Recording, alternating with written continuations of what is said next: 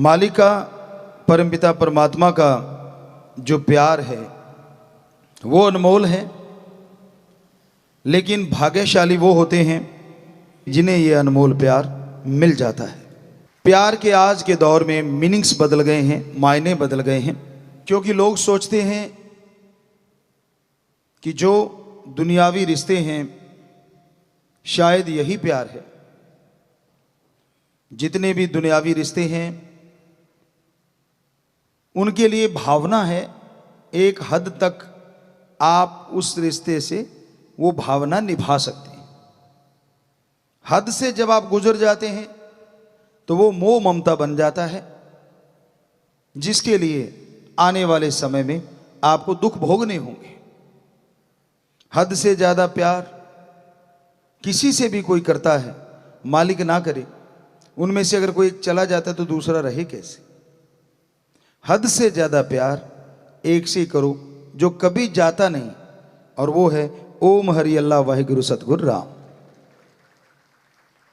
कभी बिछोड़ा नहीं देता, कभी दूर नहीं होता, हर पल हर समय हमारे साथ रहता है, कण कण में जर्रे जर्रे में वो मौजूद है। तो ऐसे परम पिता परमात्मा को अगर सच्चे दिल से याद करोगे, तड़प के याद करोगे, तो उससे एक बार तार जुड़ गई, वो तार टूटती नहीं। चाहे काम वासना क्रोध लोभ मोह अहंकार मन माया कितना भी जोर लगा लें, वो तार इतनी जबरदस्त तरीके से जुड़ती है, उसके लिए दुनिया या ये सातों चोर कोई मायने नहीं रखते। पर इसके लिए पहले अभ्यास जरूरी है, सुमरन करना जरूरी है। तो आप जब भी आपको समय मिले कोशिश कीजिएगा, एकांत में या अपने कमरे में डिम लाइट, अगर अंधकार में आपको डर नहीं या ऐसा फील नहीं होता कुछ, तो बिल्कुल अंधेरे में आप बैठे, पालथी मार के जैसे आप बैठे हो, अपना ध्यान यहां जमा के और सुमरन कीजिए। बड़ा मजा आता है। कई बार होता है क्या और भी सॉल्यूशन है। ठीक है, आपके कमरे में लाइट है, आपको लगता है कोई आपके साथ हैं परिवारजन, वो अंधेरे में नहीं सो सकते, तो एक पट्टी बना लीजिए कपड़े की, हल्की सी कॉटन की या जो भी कपड़ा देसी जैसा आपको लगे, अच्छी धुली हुई हो, बढ़िया फ्रेश, खुशबू नहीं आनी चाहिए उसमें, तो वो अपनी आंखों पे बांध लो हल्का सा सुमरन के टाइम। बिल्कुल लाइट कपड़ा हो तो यकीन मानो वो लाइट में भी आपको अंधेरा महसूस होगा, और बाकी लाइट में पड़े हैं तो पड़े रहने दो। तो आपके लिए, क्योंकि आंखें डिस्टर्ब करती हैं, अब जब भी आप दिन में बंद करके देखो, एक रेडिश एक लाल पर्दा सा आंखों के सामने दिखता रहता है, क्योंकि ये पलकें आंख को बचाने के लिए है, लेकिन इसके अंदर से लाइट हमारी आंखों में आती है, तो उससे क्या डिस्टर्ब होता है बंदा, उसका जो ध्यान है वो डिस्टर्ब होने लगता है। तो जो साधक हैं, जो समाधि में जाना चाहते हैं, वो ओम दाता रहबर एक होते हुए खंडों ब्रह्मंडों में सैकड़ों त्रिलोकियों में वो रहता है। इच्छा तो होती है उसको देखना चाहिए वो एक है कैसा, तो इस तरह उसे आप देख सकते हैं। सुमरन करने लगो, हो सके तो अर्ली मॉर्निंग 2 से 5, जिसे ब्रह्म मुहूर्त कहा गया है। अलग अलग धर्मों में अलग अलग नाम है। अमृत बेला, बांगे वक्त, फर्ज, गॉड्स प्रेयर टाइम, तो ये सारे अलग अलग पवित्र धर्मों में नाम दिए गए हैं सुबह के समय के। और नासा साइंस केंद्र कहता है ऑक्सीजन प्योर एंड मोर होती है कि early morning between 2 to 5 oxygen pure and more. If you do the practical method of meditation, then your soul power awake and up upside। Soul power, आत्मिक शक्तियां आपके अंदर बहुत ज्यादा हैं। सुना होगा आपने कि संत उड़ा करते थे, उसका मतलब यह नहीं है कि वो पंख लगा के बॉडी समेत उड़ जाते थे। जो रूहानी संत होता है, सूफी संत होता है, बॉडी वहीं रहती है, लेकिन आत्मिक तौर पे वो खंडों ब्रह्मंडों को पार करके परमपिता परमात्मा से जुड़ा रहता है। एक किसी महापुरुष की हमें बात याद आती है कि उसने कुछ मांगा अपने सदगुरु से सत्संग में बैठे बैठे, और हाथों हाथ पूरा हुआ। तो उस मुर्शिद के पास जाके वो मुरीद बोला, गुरु के पास शिष्य गया और बोला, हे गुरु जी, आज मेरे साथ ऐसा हुआ, मैंने ये चीज मांगी, मुझे पल में मिली, पहले नहीं हुआ। तो गुरु जी मुस्कुराए, कहने लगे, बेटा पहले तेरा सुमरन उतना नहीं था, दूसरी बात तेरा ध्यान एकाग्र नहीं था, कौन आया, कैसा बैठा है, कपड़े कैसे हैं, खास करके बेटियों को बहुत होता है, बेटे भी खैर आज नेक टू नेक मुकाबला है, ऐसा तो नहीं है, तो वो चेक करते रहते हैं, अच्छा कौन कैसे बैठा, अरे भाई तू बैठ गया, दूसरे से क्या लेना है, लिब लगाना भगवान के साथ, पर इसी में निकल, अच्छा कौन सा कपड़ा, कितने रुपए का, बहनों में ये चल पड़ता है। तो कहने लगे आपने ध्यान उधर से हटा के अब सतगुरु के चरणों में जोड़ा है। और कहता गुरुजी फिर आज एकदम से कैसे पूरा हुआ, क्योंकि कहते तू साधक है। गुरु कहने लगे आज तूने एकाग्र चित्त से सत्संग सुना, देखता रहा, और जब तू मांग रहा था तब हमारा ख्याल और हमारा हाथ अपने ओम हरि अल्लाह राम से जुड़ा हुआ था, इसलिए तूने जो मांगा डायरेक्ट मिल गया। अब सोचो आप, छोटी बात नहीं है ये। सत्संग में आके बैठते हो, अगर आपके अंदर विचारों का तूफान यूं ही चलता रहता है, एकाग्र चित्त होके सुनते नहीं, तो फकीरों का तो ध्यान मालिक से जुड़ा रहता है। आपको बताया कि आपसे बातें कर रहे हैं, व्याख्या कर रहे हैं, लेकिन सिक्स सेंस कह लो या अंतर ध्यान कह लो, वो मालिक से जुड़ा रहता है। और जब मालिक की चर्चा होती है तो मालिक आपके अंदर तो है ही, लेकिन फिर वो जाहरा तौर पे भी घूमता होता, सबको आशीर्वाद देता है, और जैसी भावना वैसा फल मिलता रहता है। इसलिए जब सत्संग सुनने लगो, ये पूरा ध्यान रखा करो कि और विचार ना आने पाए, और ख्याल ना आने पाए, क्योंकि विचारों का पुलिंदा विचार हमेशा चलते रहते हैं। विचार शून्य दिमाग कभी नहीं होता। ऐसा कभी नहीं होता कि दिमाग में कोई विचार ना हो, हर पल हर क्षण। पर गुरु से क्या छुपाना। संत अगर कभी भी कह दें कि बोल बेटा क्या है, तो उस समय पता नहीं उनका मूड क्या होता है। अगर तूने बता दिया, हो सकता है वो समुद्रों के समुद्र तुझे पल में मिल जाएं, जो तू कल्पना के घोड़े दौड़ा रहा है या टेंशन लिए जा रहा है, हो सकता है वो हकीकत में हो जाए, वास्तविक रूप में आपके सामने आ जाए। वो तो कोई भाग्यशाली होता है जिसे फकीर ये कहे कि बोल बेटा।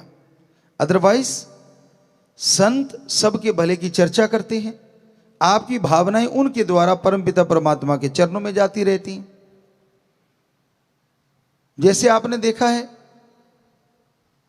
फूलों को देखा हो कभी, उसमें से इत्र निकालते देखा हो कभी, दाने पीसते हुए किल्ली के साथ रह जाते, वो बच जाते हैं, लेकिन जो आटा बन जाते हैं वो उससे भी ज्यादा काम आते हैं। लेकिन दुनिया में ऐसा नहीं है।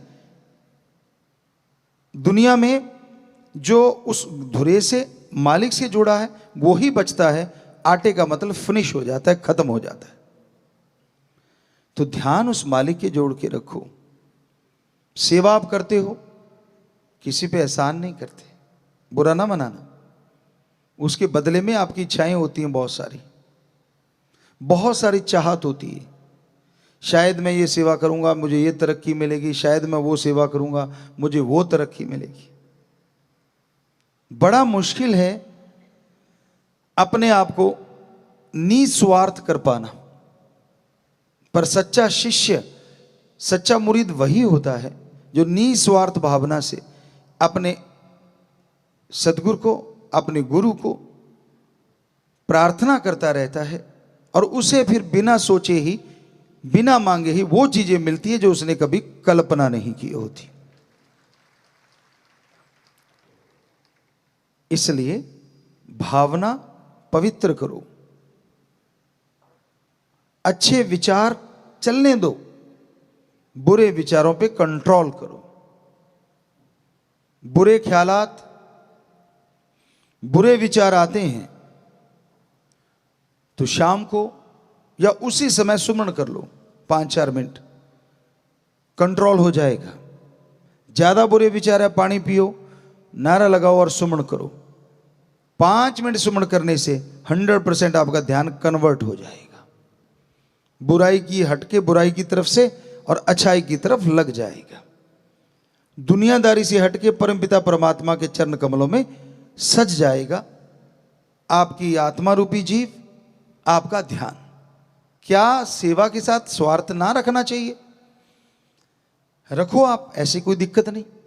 फिर आप रूहानी चीजों के या रूहानी दर्शनों के लायक नहीं बन पाओगे, क्योंकि जो सुमरण किया उसका मूल्य तो आपने ले लिया मालिक से। मुझे गाड़ी दे, मुझे स्कूटर दे, मुझे मोटरसाइकिल दे, मुझे कार दे, मुझे नौकरी दे। मांगना गलत नहीं है, बेरोजगार हो, घर में दुखी हो, पैसे बिना कुछ आता भी नहीं, ये भी सही है। चलो नौकरी मिल गई, क्या उसके बाद सुमन कर लोगे? फिर भी नहीं करोगे।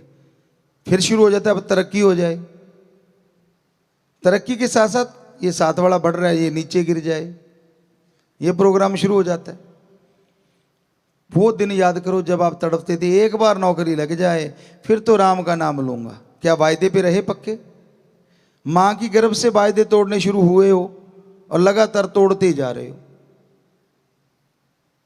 तो भाई कोई तो वायदा निभाया करो, दृढ़ यकीन रखा करो अपने गुरु पे, अपने सतगुरु मौला पे। बुरा नहीं कर सकता वो किसी का, पर नाटकबाज ना बनो। ढोंगी ढकोसले ये सही नहीं होते। साफ दिल रूह आत्मा ही मालिक के नूरी स्वरूप के दर्शन करती है। और यकीन मानो फकीर में भी मालिक के दर्शन होने लगते हैं। कैसे? सभी धर्मों में ये बात लिखी है कि वो परम पिता परमात्मा कण कण में, जर्रे जर्रे में मौजूद है। आप उसको अपने अंदर से महसूस तब कर पाओगे जब ध्यान एकाग्र करके अच्छी तरह से यहां पे पहुंच के सुमरण करोगे। फिर ध्यान जमेगा, फिर आपकी आत्मा कंसंट्रेट होगी, फोकस यहां आएगा। उसमें खिंचाव भी पड़ सकता है, हल्का हल्का मीठा दर्द जैसा एहसास भी हो सकता है, और किसी को कुछ भी नहीं होता। दोनों तीनों बातें हैं।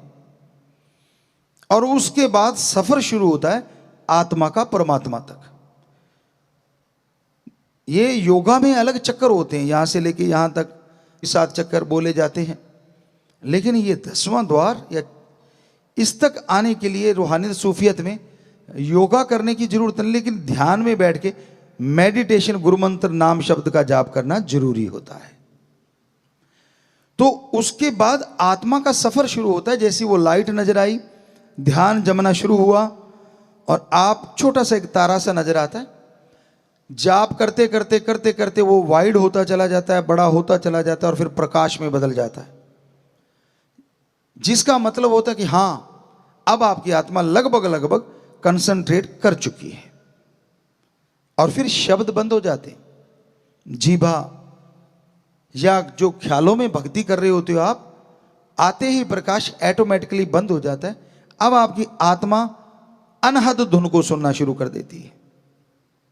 ये शब्द तो फानी है, जो आपको गुरु मंत्र मिलता है, परमात्मा का नाम है, वो लासानी है, कभी खत्म नहीं होता।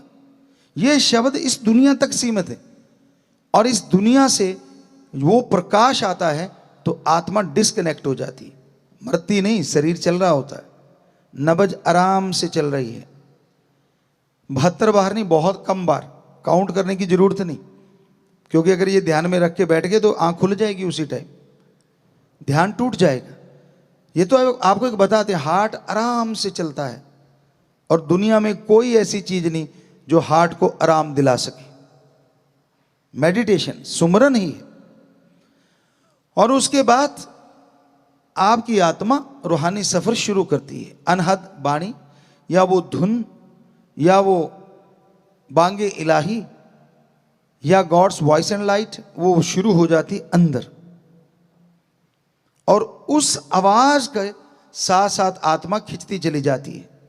यानी अब है उड़ान, ये है उड़ना। एक भक्त हुए राजस्थान साइड के, पहले वो राजा थे, फिर महापुरुष बन गए, संत बन गए, संत भगत पीपाजी। उनकी ये वाणी है, जो ब्रह्मंडे सो पिंडे जो खोजे सो पावे, कि जो ब्रह्मांड में है वो शरीर में है, जो खोजेगा वो ही पाएगा। तो ये सारे आसमान, एक आसमान नहीं, एक को पार करोगे पता नहीं ये सूरज चांद को पार करोगे कितने चंद्रमा मिलेंगे, आपकी रूह बड़ी हर्षाती चली जाती है। फिर परम पिता परमात्मा की तरफ बढ़ती है, तो लास्ट में ऐसे हो जाते हैं, एक को ऐसे लाके एक सुई जितनी नोक, उससे निकलती आत्मा फर करके, और ये इस आसमान को, इस त्रिलोकी को पार कर जाती है। फिर खंडों ब्रह्मंडों का सफर शुरू होता है। फिर क्या नजारे हैं, आप सूरज के करीब हैं, बहुत सारे सूरज मिलेंगे, लाखों चंद्र सूरज मिलेंगे, संतों ने ऐसे नहीं लिखा, ये हकीकत है। और जब आप उनके पास से निकलोगे, क्या नजारा आता है, कोई कल्पना नहीं कर सकता। साइंस तो झूठ बोलेगी, क्या कहेगी, संत झूठ बोल रहे हैं, सूरज के पास तो कोई जा ही नहीं सकता, इतनी तपिश है। पर उनको क्या मालूम, आत्मा इतनी पावरफुल होती है, वो सूरज के अंदर से भी निकल सकती है। ये कैसे पॉसिबल है? क्योंकि आत्मा कौन सा ड्रिल मशीन है जो सूरज से छेद करके निकल जाए। आपने फिल्मों में देखा होगा, भूत होता है जो वो कांच के आर पार निकल जाता है, दीवार उसको कोई मायने नहीं रखती। हालांकि लोगों ने डुप्लीकेट ड्रामे बनाए हैं, वो सारे भूत तो होता ही नहीं धरती पे, लेकिन आपको समझाने के लिए उदाहरण अच्छा है। आपने वो देखा होगा, एक भूत है, बंदे अंदर बैठे, कब आ गया वो दीवार से पार निकलता, आदमी नहीं निकल पाता। तो ऐसे ही आत्मा होती है, जो प्रभु का नाम जपते तो उसमें इतनी ताकत आ जाती है कि वो कई सूरजों से बढ़ के उसमें प्रकाशमय हो जाता है। तो ये छोटे मोटे सूरज उसके लिए क्या मायने रखते हैं, उनके अंदर से निकलती है, पास से जा सकती है, इतनी पावरफुल हो जाती है। और उसको तपिश तो क्या, हर चीज में ठंडक एहसास होता है। और यूं करते करते लाखों चंद्र नक्षत्र ग्रह के पास से गुजरती हुई आत्मा फिर सारी त्रिलोकियों को त्याग के, सारे ब्रह्मांड को त्याग के, तब भी सुई जितनी नोक उसमें से आत्मा निकलती है। और अब शुरू होता है परम पिता परमात्मा का वो रूहानी इलाका, जिसमें नीचे इससे पहले बहुत सारे काल ने भरमाने के लिए चीजें बना रखी, सोने जैसा पानी है, और बहुत बड़े बड़े आम, मान लीजिए जो आपने कल्पना नहीं की, इतने खूबसूरत हीरे लाल जवाहरत के पेड़ भरे हुए हैं, चारों तरफ चमक होती है, चमक दमक, जिसको आप देख पाते खुली आंखों से, नजारा बंद जाता है, बड़ी खुशियां मिलती हैं, और आत्मा बढ़ती चली जाती है, बढ़ती चली जाती है। और इन चीजों को जो पूर्ण गुरु से नहीं चिताए हुए, वो यहीं अटके हूरें, जो कही जाती है ना, हूर का मतलब बेहद खूबसूरत परीपरा, यानी अपनी भाषा में बोलें तो आपने कभी ना देखी हो ऐसी खूबसूरती औरत और मर्द के रूप में वहां आपको नजर आएगी। जो पूर्ण गुरु के चिताए नहीं होते, वो आत्मा फिसल जाती है और वहीं अटक के रह जाती है। बड़े बड़ी हस्तियां यहीं तक रुक गई, क्योंकि वो काल का सुनहरी जाल है। मन माया काम वासना क्रोध लोभ मोह अहंकार को जब तोड़ के आत्मा निकल गई, तो लास्ट में काल आता है, महाकाल। तो वो इस तरह से जीवों को भरमाता है। पर पूर्ण गुरु की चिताई आत्मा उनको देखती है, सारी चीजों को आनंद महसूस करती है, लेकिन अपनी धुन को नहीं छोड़ती। और वो फिर जब सुई की नोक आपको बोला था, वो जगह आती है ताकि थोड़ा दर्द का एहसास हो। वो भी काल का ही डिजाइन है, जो कहीं ना कहीं गुरु पूर्ण तो थे, पर उतने पूर्ण नहीं तो वो इस सुई वाली नोक पे अटक जाती है, आगे नहीं निकल पाती। अगर पूर्ण गुरु है, क्योंकि वहां धुन रुक जाती है उसके लिए, काल ने वचन लिए हुए हैं परमात्मा से, आत्मा रुक जाती है। लेकिन जो भक्ति करके सारे पाप गुना त्याग के सतगुरु से जुड़ता और दृढ़ यकीन रखता है, उसकी आत्मा के लिए धुन बंद नहीं हो सकती। और उस धुन के सहारे वो सुई की नोक से निकलती है। तो ये मालिका अब आ गया रूहानी पड़ाव। वो था काल की नगरी, लेकिन मालिक का दायरा वहां से शुरू होता है। काल की नगरी तो सारी त्रिलोकियां उसने बनाई, बुत तो उसने बनाए, जान परमात्मा ने डाली। तो अब ये आता है निज धाम सचखंड सतलोक अनामी सतनामी, ऐसा देश जिसकी आप कल्पना नहीं कर सकते। दुनिया में जितने भी लोग, आप आदमी को ले लें कि जितने भी आदमी हैं सबकी चॉइस अलग अलग होती है, टेस्ट अलग अलग होता है, मीठा कड़वा नमकीन चीजें पसंद होती, पर वहां पहुंचते ही ऐसा नजारा बनता है, कैसा भी आपका टेस्ट है उससे अरबों गुना बढ़ के वो टेस्ट आपको वहां आनंद के रूप में पैदा होता है। और फिर वो स्थिति आती है परमानंद की। अब पूर्ण गुरु है, पूर्ण सतगुरु फकीर है, तो मालिक को सबसे पहले उस रूह को उस रूप में रूहानी दर्शन देने होते हैं। तो आपने सुना, अभी तो बहुत पढ़ा है लेकिन इतना ही काफी है। अगर कर पाओ तो यहां चढ़ाई करने के लिए इतना कुछ करना है, और दूसरी तरफ बचनों के पक्के, दृढ़ यकीन, एकाग्र चित्त, मीठा बोलना, स्वभाव के अंदर नरमी, ये चीजें लेके आगे दीनता नम्रता, ना गाली गलोच, हाथ जोड़ के बात करो। हम तो सबके करते, हम तो नौकरों के नौकर है ना। कोई जिम्मेवारी मिल गई या कुछ पदवी मिल गई या डिग्रियां मिल गई या कोई ओहदा मिल गया तो उसको लगता है नहीं मैं कुछ और बन गया। एक कहावत है, हम कुछ और बन गए जी, हम वो नहीं रहे। पंजाबी च कहते असीं हुण होर बन गए जी। सो होर क्या बन गए आप? इंसानियत तो मरनी नहीं चाहिए ना। तो दीनता नम्रता हो, तीन वचनों का पक्का हो, दृढ़ यकीन रखता हो अपने सदगुरु मौला पे। ये नहीं जब सामने है तो हाँ जी हाँ जी हाँ जी हाँ जी, और थोड़ी पीठ घुमाई तो मन मते, इधर भी जा रहा है उधर भी जा रहा है, ये भी कर रहा है वो भी कर रहा है, पता नहीं क्या क्या। वो तो आप जानते हैं आप क्या करते हैं।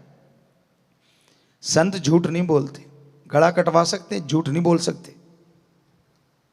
तो सच यही है कि ये सारी चीजें त्याग के जब आप अपने सदगुरु पे 100% दृढ़ यकीन कर लेते हैं कि वो अनजाने में भी कोई वचन कर दे तो उसमें राज होता है।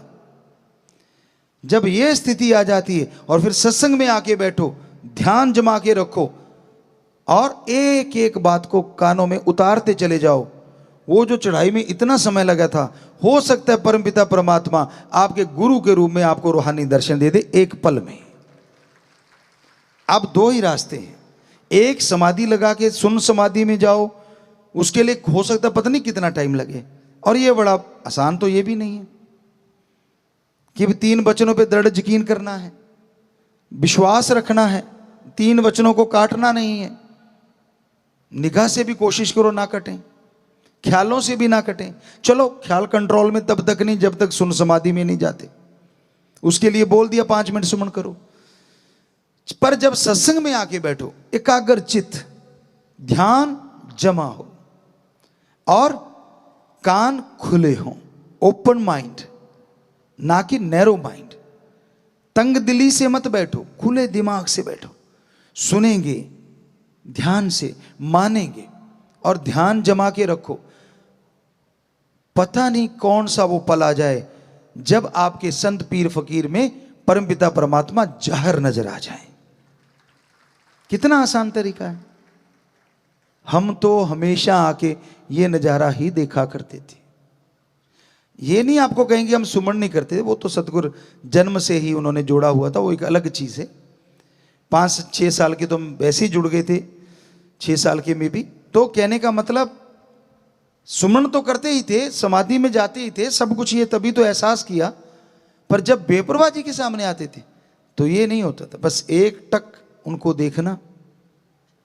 आपको कहते कभी कभी, हमारा तो बैठते कनेक्शन स्टार्ट हो जाता था और जुड़ा ही रहता था। वो चल रहे हैं, उनके चरण कमल बढ़ रहे हैं आगे को, लेकिन क्या नजारा, क्या रूहानी नजारा। उनके साथ सेवादार कौन है ये याद नहीं रहता था, क्योंकि एक यार का ही प्रकाश आता था, बाकी तो दिखते ही नहीं थे उस प्रकाश में, परछाइयां भी नहीं दिखती थी। हालांकि कितने लोग साथ होते थे, और अब भी देखा होगा आपने, अब तो चलो मानी बात, लेकिन तब भी हम बेपरवाह जी पैदल चलते, आगे पीछे लोग चलते ही थे, नेचुरली है, तो कुछ नहीं दिखता था, सिर्फ यार। ये कैसे पॉसिबल? मान लो सतगुरु यहां जा रहा है, 4 लोग इधर हैं, 2-3 लोग इधर जा रहे हैं, 1-2 आगे हैं, तो वो तो बीच में आ गए, सब कुछ सफाया हो जाता है। जब रूहानी नजारा बनता है ना, कुछ नहीं दिखता, वो रूहानी पावर ही नजर आती है। और आपको तो कई चीजें दिखती हैं, इससे यारी डाल लूं तो काम बन जाएगा, वो थोड़ा सा और नजदीक है उससे यारी डाल लो तो काम बन जाएगा। अपना तो किसी से यारी नहीं थी, बचपन से एक ही था, शस्त नाम शाह मस्तान, एक ही है और एक ही रहने वाला है, दूसरा आने वाला नहीं है। तो हमने कभी ध्यान ही नहीं दिया साथ कौन जा रहा है, कौन कैसा है, कौन इंचार्ज साहब हैं, कौन ये है वो है, ऐसा कुछ नहीं। हालांकि उन्होंने कोशिश की, आपको कई बार बताया कि भाई जैसे ही पता चला कि बड़े घर से हैं, और उस समय गाड़ी नहीं होती थी, 85-86 में बहुत कम गाड़ियां आया करती थी सेवादारों की, तो पता चल गया कि बड़े घर से हैं, तो फिर लोगों ने भी कोशिश करनी शुरू कर दी, आगे बैठो जी, आप पल्ली बिछाते हैं जी। हमने कहा अच्छा अच्छा आप बैठो बैठो, हम अभी आए। पल्ली पे उनको बिठा के आपा वहीं के वहीं, या सतगुरु से डायरेक्ट कनेक्शन हो, सीधा जुड़ते ही बाकी सारा साफ, कितने बैठे हैं कौन बैठा कोई मतलब ही नहीं। बीच में आके वो सज्जन कभी कभी डिस्टर्ब कर देते थे। आपको कहा था आओ जी, हमने कहा जी यहीं से नजारा बन रहा है, आप जाओ जी, तो वो फिर चले जाते। कभी कहते यहां बैठ के चाय दूध पिएंगे, फलां करेंगे। आपको सुनाया था हमने, फिर से दोहराना चाहेंगे, अपनी मान बढ़ाई नहीं, सतगुरु का शिष्य कैसा होना चाहिए ये बताना चाह रहे हैं। जो सच्चा मुरीद होता है वो कैसा होता है, क्योंकि बेपरवाह जी ने फरमाया था आपा गुरु भी हैं, और आपा गुरु शिष्य का रिश्ता क्या होता है ये भी साबित कर दिया सिर्फ 15 महीनों में। तो आपको बताया हम आश्रम में जाते, शाह मस्ताना जी धाम में सेवा करते तो लंगर खा लेते, सेवा ना करते तो बाहर कंटीनें होती थी, रामा मानसा कंटीन या ऐसे नामों से मशहूर थी, बड़ी नाम सा लिया करते थे सेवादार। वैसे तो हम तो यही सोचते बेपरवाह जी की सारी चीजें हैं, तो वहां जाके वो सोडे में एक दूध बनाया में होता था, मिल्क शेक वगैरह, बड़ा स्वाद होता था, वो 1-2 पी लिए, ठंडा होता था तो गर्मी में आए तो वो पी लिए, अदरवाइज वहां से कुछ ब्रेड पकौड़ा बना करते थे, ऐसी कुछ चीजें होती थी, वो खाई अपनी रोटी की छुट्टी, और बस शौकीन ही दूध के थे, और दूध प्योर मिलता था, बढ़िया था। बेपरवाह जी का तो पानी भी दूध से अमृत बन जाता है, पीने की भावना होनी चाहिए। तो अंदर का लंगर नहीं खाते थे, कारण था कि आज सेवा नहीं की। आप जरा सोचिए, आप कह रहे हैं हमने कुर्बानी दी है, आप क्या क्या खाते हैं और उसके बदले में आश्रम को क्या क्या लौटाते हैं? कभी सोचा है? कभी ये इस बारे में विचार किया है? गुरु कमी नहीं छोड़ता, वो तो दातें भी बख्शेगा, खान पान की कमी नहीं बख्शेगा, लेकिन खा पी के सोते रहे तो ये मामला यहां तक आ जाएगा, और फिर रोग बीमारियां लगेंगी। अच्छा है सेवा करो फिर खाओ, या खा के सेवा कर लो, कोई फर्क नहीं पड़ता, पर अगर आप जितना खा रहे हो उतनी सेवा में लुटा नहीं पा रहे, तो जरा कल्पना तो करके देखो आप कर क्या रहे हो। अपनी बंदगी खत्म कर रहे हो, भक्ति कट रही है। और छोड़ो, हमारे बापूजी, एक छोटी सी बात उनकी ख्याल में आई,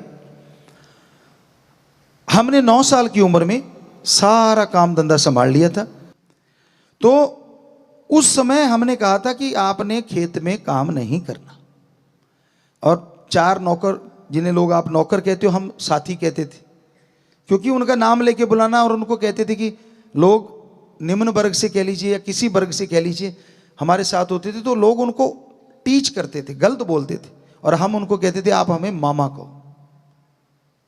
गलत रिश्ता नहीं, मामा, मां का भाई। मां का देवर जेठ बनते हैं लोग सारे, मां का भाई कोई नहीं बनता। हम बनते थे कि मामा बोलो, तो वो मामा ही कहते थे। तो उनको हमने बोला कि 9 साल की उम्र में, उनकी 15-16 थी, एक तो आज भी है वो ज्यों का त्यों वहां सेवा कर रहा है। तो उसको हम उन सभी को कहते कि अगर बापूजी इधर आ जाए ना, काम नहीं करने देना। कहते हम कैसे रोकेंगे, बड़े हैं वो तो। हमने कहा यार आपा करना है काम, उनको अब वो देखें बताएं, वो बता दिया करो, आपा वैसा कर लेंगे, लेकिन काम नहीं करने देना। अब हमारे बापूजी तो काम बहुत ज्यादा करते थे, फादर साहब। अब उनको एकदम काम छूट गया तो थोड़ा अजीब लगता है। तो हम स्कूल जाते, अब स्कूल की तो पता है कि छुट्टी, रिसेस टाइम, ये वो सारा उनको पता था कि इतने बजे तक फ्री होंगे। तो वो खाना खुना लेके जाते और वहाँ जैसे डौल बांध रहे होते, बट्टा पाਉਂਦੇ, पंजाबी च कहते बट्टा पाਉਣੀਆਂ, जिंदरी नाल। वो एक होता है, एक दबाता है और 2 लोग खींचते हैं, तो वो डौल बनती चली जाती है। तो लग जाते जाके, अच्छा क्यारे बनाने, आ जाओ, कस्सी चलानी, आ जाओ। वो लगे होते और एक आदमी को टीले के ऊपर खड़ा कर देते। कहते अगर वो आ रहा हो ना, हमें कहते बता देना। और जब भी हम पहुंचते, झट से जाके छाया के नीचे आराम से बैठे होते। हमने कहा अच्छा आप आराम कर रहे हो, 4 पे डाली होती। हाँ कहते हाँ हाँ सारे बच्चे बढ़िया काम कर। हमने आपने तो ना ना, मैंने हाथ धोए होते, सारा ऐसे जूते जाते झाड़ के साफ करके बैठे होते। हमने कहा हाँ आपने कुछ नहीं किया। कहते ना, हमने ठीक है, हम कुछ नहीं करते। जाते यहाँ डौलबंदी होती थी। हमने कहा ये सीधे वाला पैर लीलू, एक लड़के का नाम था, या और बच्चे थे, उन सबको ये तेरा पैर तो हो नहीं सकता, इसका मतलब। कहते नहीं नहीं मेरा ही पैर है। बेचारे नो, वो बच्चे कहते, कई चुप हो जाते। तो हम तो जानते थे कि फादर साहब के पैर का निशान है, कि वो बिल्कुल सीधा चलते थे, थोड़ा सा हल्का सा नहीं तो सीधा ही थे। तो हम उनके पास जाके बैठ जाते। हमने कहा अच्छा जी आपने कुछ ही नहीं किया। कहते तू सारा देखा है, अब छुपाऊं क्या। तो हम हंस पड़ते। तो हमने कहा फिर अब ऐसे चलो शुक्र है आप बैठे थे, दिल में सोचा, लगे रहते तो कौन सा हम हटा लेते, अंदर से सोचते। तो हमने कहा फिर, कहते बेटा असली बात ये है, मैं जितनी रोटी खाता हूं ना, उतनी अगर यहां मेहनत नहीं करूंगा तो वो रोटी मेरे हजम नहीं होती। मुझे लगता है मैंने कोई कमाई नहीं की, ये तो इन बच्चों ने मेहनत की थी, उनकी बनाई फसल मेरे घर आ गई, मैं एक नाम मेरे जमीन है, इस वजह से खा रहा हूं। ये कौन सा तरीका है, उतना तो करूं जितनी रोटी खा सकूं। तो हमने कहा जितनी रोटियां खाते हो, हमने कैलकुलेट कर दिया, इतनी खाते हो और इतना कर लिया करो, रोज के 15 मिनट या 10 मिनट। हमने भी कौन सा कम थे, हम भी तो कैलकुलेट में बहुत ज़्यादा वो हैं। तो हमने कहा ठीक है। कहते यार तूने तो बिल्कुल ही चारों तरफ से बंद कर दिया। हमने कहा आप रोटी लेके आते हो तो। कहते ये सारा 2 किलोमीटर बनता है, 2.5 किलोमीटर। कहते हम तो बस अड्डे पे भी जाते थे तो उस पर जाते थे जो 9 किलोमीटर दूर है, और सिर्फ 50 मिनट में चले जाते थे 8-9 किलोमीटर। कहते तब मजा सा आता था कि हाँ कुछ किया है। या कहते तब होता था जब 30 किलोमीटर से 50 किलो का गट्टा सिर पे रख के और ऊंटनी पे पूरा लाद के और आगे से मार पकड़ के लेके आते थे, और बातें करते करते 30-35 किलोमीटर निकल जाती थी। कहते तब तो मजा आता था। हमने कहा जी वो बड़ा मजा आपने बहुत ले लिया, अब 15-20 मिनट काम कर लिया करो। सो कहने का मतलब कि वो क्या कहते, जितना मैं खाता हूं उतना मुझे खेत में काम करना चाहिए, ताकि मुझे लगे कि मैंने जो फसल मेरे घर में आई है, मैंने भी उसमें अपनी मेहनत हक हलाल की कमाई करी है। वो तो अपने एक खाने के लिए बात। आप जरा सोचिए, कभी दिमाग लगाया करो, ये दोनों जहां के मालिक का लंगर भोजन है। शास्त्र नाम शाह मस्तान जी दाता, क्योंकि उससे जुड़े हैं तो नेचुरली दोनों जहान खाओगे। ये आम नहीं है कुछ। हालांकि हम चेक करते हैं, रोजाना लंगर भोजन खाते हैं, ऐसा नहीं जो लंगर आप खाते हो वो भी हम खाते हैं। ये नहीं कि दूसरा नहीं खाते, थोड़ा सा। हमारी खुराक बहुत कम, आप सुनोगे तो मानोगे नहीं। हम आटा जो है वो सिर्फ और सिर्फ 11 या 14 ग्राम लेते हैं, यानी एक पूरे दिन में, क्योंकि ज्यादा आटा नहीं लेते। तो हरी सब्जियां बहुत लेते हैं, दाल ले लेते हो थोड़ी लिमिट में। सो बच्चों ये जरूर ध्यान दिया करो, आप सेवादार हो ज्यादा आज, इसलिए आपको हम नहीं कहते कि लंगर ना खाओ, सेवा नहीं करते, जरूर खाओ। दूर दराज से चल के आए हो, रो काटता है, पर काश आप चलते चलते हो सकता है कागज उड़ रहा हो, कोई पॉलीथीन पड़ा हो, वो भी उठा के अगर कचरे के डिब्बे में डाल दिया ना, खाने जितनी तो सेवा बनी गई।